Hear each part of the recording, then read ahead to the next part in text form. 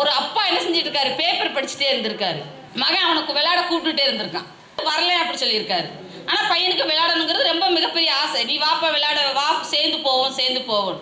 அப்போ அப்பா என்ன செஞ்சிருக்காரு, பின்னாடி இருக்கிற பேப்பரில் ஒரு பக்கத்தை மட்டும் கிழிச்சு கையில் கொடுத்துட்டாராம். கையில் கொடுத்து அந்த பேப்பரில் என்னது இருக்குன்னா இந்தியாவுடைய வரைபடம் அவர் கிழிச்சு துண்டா கொடுத்துட்டாரு. கொடுத்து நீ என்ன செய்ய, இதை சரியாக ஒட்டிட்டு வந்தா நான் உன் கூட விளையாட வர்றேன் அப்படி சொன்னாராம்.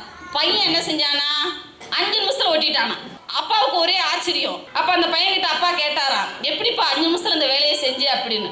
அவன் சொன்னானா, இந்தியா எங்க இருக்குன்னு தெரியாது, டெல்லி எங்க இருக்குது, இமாச்சல பிரதேசம் எங்க இருக்குன்னு தெரியாது, இந்த வரைபடத்தில் உள்ள எதுவுமே எனக்கு தெரியாது, ஆனா சரியா ஒட்டியிருக்கான்.